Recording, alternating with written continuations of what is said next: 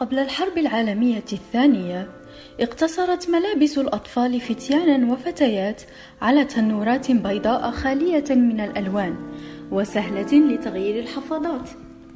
لكن مع ظهور الثورة الصناعية وشركات الملابس التي أبت إلا أن تسوق لملابس جديدة بمفهوم الموضة والألوان، وذلك بتحديد لون لكل من الجنسين الذكر والأنثى من أجل زيادة المبيعات، حيث قامت بتوفير خيارات أكثر للآباء الذين اعتادوا على الاحتفاظ بملابس الطفل الأكبر للمولود الجديد في حالة الملابس البيضاء. لكن بعد تلوينها بالأزرق والوردي وتطوير جهاز الإيكوغراف الذي يحدد جنس الجنين في وقت متقدم من الحمل، صار عليهم تجهيز لهذا المولود بألوان تميز جنسه، غير أنه من غير المتعارف عليه كان اللون الوردي مميزا للأولاد، ولم يكن لأي سبب علمي دخل في ذلك، بل سيكولوجي وتسويقي، لأنه يعتبر لونا متدرجا من الأحمر الذي رمز للقوة خصوصا في فترة الحرب العالمية الثانية، فيما مثل الأزرق وهو لون هادئ البنات. وعلى غرار العنصر السيكولوجي الذي خلق اختلافا في الألوان، جعلت حركات كالنسوية قلب هذه الآية سهلا على شركات الملابس بغرض تسويقي مجددا. فقد استعملت الشركات تأثير شخصيات كزوجة الرئيس الأمريكي آنذاك إيزنهاور التي ارتدت الوردي واعتبرته مصدر قوة في تحويله لرمز أنثوي وإرجاع الأزرق إلى قائمة التسوق الخاصة بالأولاد. وهذا ما يجعل الموضوع بأهمية خاصة بعيدا عن النظرة التقليدية لمفهوم الجنس المرتكز على أساسات بيوفيزيولوجية تظهر على مستوى الجسم خارجيا وداخليا بالنسبة للرجل والمرأة، ما يجعلنا نتساءل: ما معنى أن يكون الرجل رجلا أو المرأة امرأة؟ وهل هناك فرق فعلي؟ أم أنه مجرد بناء اجتماعي مرتكز على أفكار قد تكون مغالطة للطبيعة البشرية أو عفى عنها الزمن؟ ولأننا نعيش الآن وسط مجتمعات معقدة اختلفت فيها أشكال الحضارة وتعريف التحضر، وكثرت المنادات بحقوق الإنسان والطفل والمرأة، حق الاختيار وحق حرية الرأي والتعبير، واختلفت مكانة الإنسان بذاته من مجتمع إلى آخر. لذلك فإن فهم نتيجة الاختلاف بين الجنسين صعبة إلا إذا قمنا بتفكيك أحجار ما بنته سمة التطور، وعدنا إلى أول مظاهر الحياة البدائية للإنسان قبل اكتشافه لأول الوسائل التي ساهمت بشكل كبير في بقائه.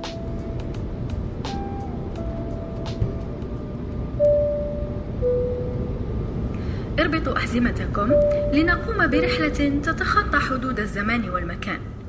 جاهزون؟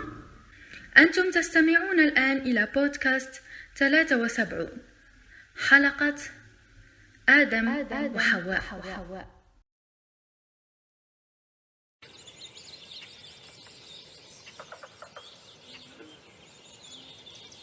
تما تنوضش تصيد لنا كاش حاجة، الغابة خوات مبقاش فيها علفة تصلح، راك باغينا نموتوا بالشر ولا كيفاه؟ عندك الصح، خاطرش لاله مريحه هنايا وانا اللي روح نتمرمد او باغي تهبليني ديجا لا غير انا اللي نصيد، فهميني في هذه. تشوف سقسي بوكو لجدودك كيفهموك علاش نتوما اللي تصيدوا، ولا كنتو دايرينها غير باش توروا شطارتكم ونتزوجوكم ونجيبوا لكم الاولاد؟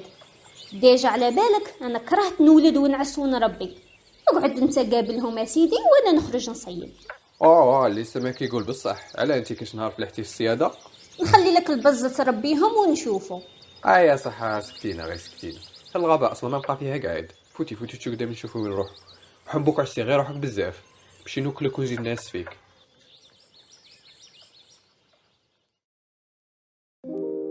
ولمدة تقارب 7 ملايين سنة عاش الإنسان ذكرا وأنثى على هذه الشاكلة حسب ما يثبته العلماء فيما يسمى ب The Hunter-Gatherer Theory، والتي يفسر بها علماء الأنثروبولوجيا والباحثون على أساس التأثير الفيزيوبيولوجي للإنسان في تلك الحقبة إمكانية قيام الجنسين ببعض المهام من عدمها وتعاونهما في ذلك للنجاح في إشباع غريزة البقاء. هذه النظرية التي تجمع مزايا مجتمعات الإنسان البدائية وطبيعته الفيزيولوجية والاجتماعية في وقت كان يعيش فيه على ثمار الغابات، الصيد والتنقل المستمر لإيجاد الطعام، وبداية تكوين مجموعات بشرية لتقاسم المهام وتوفير حماية أفضل، وطبعا أهم عنصر التكاثر في سبيل البقاء.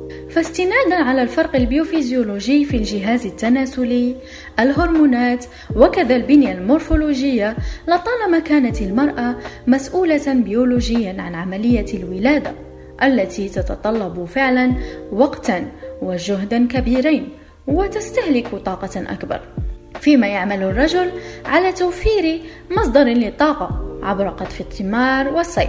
هذا الأمر الذي جعل النساء في ذلك الوقت يفضلن وبشدة الرجل الذي يصطاد أكبر قدر من الطعام، ويؤكد ذلك دراسة أجرتها جامعة ألاسكا سنة 2014، والتي تنص على أن النساء ينجذبن للرجال الذين يخاطرون في سبيل الصيد The Hunter-Gatherer Risks، إضافة إلى بحثها عن كل خاصية تمكنها من ضمان ذكوريته، وقياسا على وجود نسبة التستوستيرون معتبرة لديه تظهر في القوة البدنية وكثافة الشعر والطول المناسب، بصدد حماية هذه المرأة وأطفالها وتأمين أفضل شروط العيش في تلك الفترة.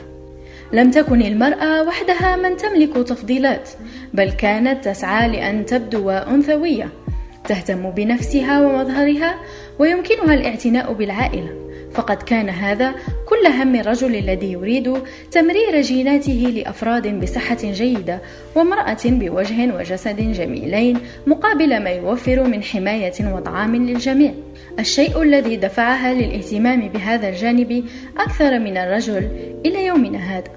وهنا تماما تدخلت نظرية الانتقاء الطبيعي في الاحتفاظ بأفراد ذو مميزات تمكنهم من العيش والتأقلم مع المحيط لمدة أطول، حسب ما ذكر هؤلاء العلماء، ما مكن كلا الجنسين من كسب مميزات خاصة كحس الاتجاهات، التركيز على هدف واحد، ودقة الملاحظة عند الرجل، فيما طورت المرأة قدرات كالملتي تاسكينج والذكاء العاطفي.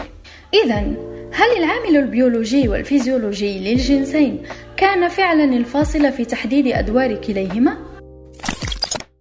Like we evaluate each other, for example, for symmetry, which is one of the elements of beauty, because healthier people tend to be more symmetrical, and lots of animals use symmetry. So symmetry is a marker, and there's other markers like shoulder width to waist width is one, and waist width to hip width is another. That's usually what males use that to evaluate females in part. يقول علماء البيولوجيا في جامعة أوكسفورد من نتائج آخر الدراسات أنه لا يمكن إنكار حقيقة تقاسم الرجل والمرأة للأدوار بهدف تنظيم المجموعات البشرية آنذاك، لكن ليس بطريقة المرأة تحرس الكهف والرجل يخرج ليضمن قوت العيش. وأوجدت هذه الدراسة فجوات في نظرية الصيادين القاطفين The Hunter-Gatherer Theory التي تكلمنا عنها حالا، حيث أن عملية الصيد ليست كما تبدو معقدة، وبينت تداخل عمل الرجال والنساء في ذلك الوقت، كما تبين سجلات شعوب مريم الذين سكنوا في جزيرة موري بأستراليا أن المرأة كانت مسؤولة عن الصيد في مجموعات البحث الساحلية، ولم تكن أدوارهم ثابتة بالضرورة ارتكازا على اختلافاتهم الفيزيائية وأدوارهم البيولوجية.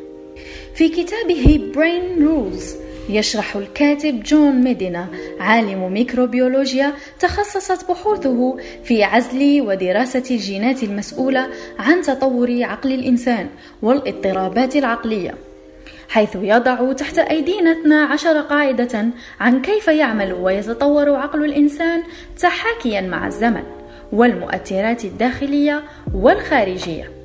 أول قاعدة تشرح الاختلاف الموجود بين عقل الرجل وعقل المرأة، فتعامل كل من عقل الرجل والمرأة مع الصدمات والذي نظنه مكتسبا يرجع في حقيقة الأمر إلى أماكن محددة من المخ يدفع كل من الجنسين لإبداء سلوكات معاكسة. ويبدأ الكاتب شرحه من اللوزة الدماغية، وهي مركز التحكم بالعواطف في المخ. لوزة دماغية في الفص الأيمن وأخرى في الفص الأيسر، وهذا ما يفسر ردود الأفعال المختلفة والمتعاكسة في طبيعتها عند الجنسين في إدارة الصدمات والعواطف، حيث يعتمد الرجل على الفص الأيسر الذي يتحكم في العواطف، لكنه يقتصر على النظر في جوهر الأحداث. أما المرأة فتعتمد على الفص الأيمن الذي يتحكم بدوره في العواطف، لكن تفعيله أثناء الصدمة يجعله يركز على تفاصيلها ومجرياتها، وقد يكون هذا سبب مقولات كالراجل ما خصش يبكي أو انسى دايما يبغوا يزيدوا عليها. وتوضح نفس الدراسة اختلافا في أحجام مناطق مختلفة من المخ بين الجنسين كالقشرة الأمامية هيبوكامبس وسرعة إفراز بعض الهرمونات كالسيروتونين عند الرجال، الشيء الذي يفسر تفاوت نسب الإصابة بالاضطرابات العقلية بين الرجال والنساء في الإحصائيات. مع ذلك يشير العالم ميدينا إلى أن الإنسان استعمل هذا الاختلاف ليضمن تكامل الأدوار التي يؤديها الجنسين في الحياة، لا تحديد دور كل منهما بصفة رسمية، خصوصا أنه ما من أحد اختار أن يكون أنثى أو ذكر، فالمسؤول الوحيد عن هذه العملية هو الرمز الجيني المسمى SRW والموجود في الكروموزوم Y الخاص بالذكر. لكن الأمر على ما يبدو صار أكثر تعقيدا بعد اكتشاف مفهوم The Intersexuality، وهي حالة مرضية تصيب الجهاز التناسلي على مختلف المستويات، وتظهر جليا بحيث يملك الطفل منذ ولادته تباينا في جهازه التناسلي، وقد يظهر ذلك لامتلاكه عضوا ذكريا وأنثويا في نفس الوقت، وهذا ما يخرج عن نطاق المتعارف عليه في تحديد جنسين اثنين، ويتطلب تحديد جنس هؤلاء الأشخاص وقتا وتشخيصا دقيقين ومراقبة للحالة النفسية، خاصة بعد إجراء عملية التحول الجنسي التي قد تتطلب 18 سنة من حياة ذلك الطفل لاكتشاف جنسه الحقيقي. To the women, I offer my heartfelt thanks. I often feel like an interloper, a late arrival to the serious work of womanhood. But you show me grace and great mercy. I want you to know you are far more capable than you realize. You are more powerful than you know. And you reflect the best parts of what it means to be fully human. And to you guys who are probably feeling more than a little bit uncomfortable right now, I do understand. I never thought I had privilege, but I did. And so do you. What can you do? You can believe us. When we tell you that we might have equality, but we do not have equity. It is not a level playing field. It never has been. ولنكمل رحلتنا نتقدم معكم بالزمن إلى ثمانينات القرن العشرين، حيث استعمل لأول مرة مصطلح النوع gender من قبل آن أوكلي، عالمة اجتماع بريطانية، وعرفته على أساس الأدوار التي يقوم بها الجنسين في المجتمع، والتي تقبل التغيير بشكل دائم بتغير ظروف الزمان والثقافة والمجتمع، على عكس الجنس الذي ليس قابلا للتغيير. وقد أثار موضوع اختلاف الأدوار والأجناس ضجة على الساحة الإنسانية منذ ظهور أول أنماط التفكير، فهناك من تساءل عن ماهية المرأة وروحها، وهناك من قدسها كالقبائل الماتريالكية التي يعود فيها الحكم للنساء. ولعل أهم مرجع عاد إليه الإنسان لفهم دور ومكانة كل من الجنسين هو الدين، الذي تأثر به وبانتقاده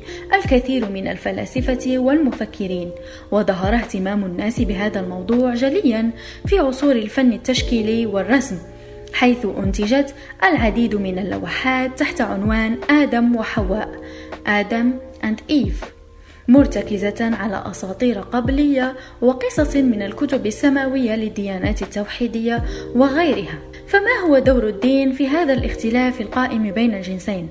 وهل حدد فعلا مكانة كل منهما؟ انتظرونا في الجزء الثاني من حلقة آدم وحواء للتطرق لهذه الأساطير وأشهر الأعمال الفنية والقصص المروية والكثير من حيثيات المجتمع الحالي.